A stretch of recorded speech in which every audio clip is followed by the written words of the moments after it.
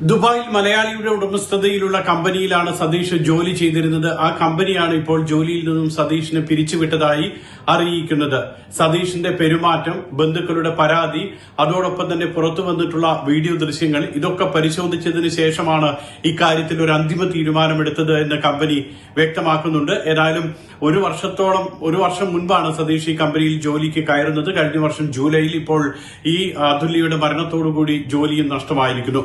അതേസമയം അതുല്യയുടെ മരണം സംബന്ധിച്ചിട്ടുള്ള ഷാർജ പോലീസിന്റെ ശക്തമായിട്ടുള്ള നടപടി ആവശ്യപ്പെട്ട് കുടുംബം പോലീസിൽ പരാതി നൽകാൻ തയ്യാറായിട്ടുണ്ട്. പരാതിയെല്ലാം തയ്യാറാക്കി കഴിഞ്ഞു.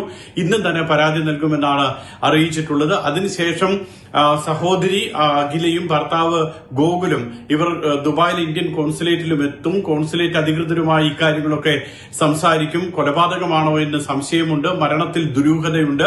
അതിന് തെളിവായി സതീഷിന്റെ സ്വഭാവം വ്യക്തമാക്കുന്ന പീഡനമുറകൾ വ്യക്തമാക്കുന്ന ദൃശ്യങ്ങളുണ്ട്. അതെല്ലാം തന്നെ ഇവർ ഹാജരാക്കും.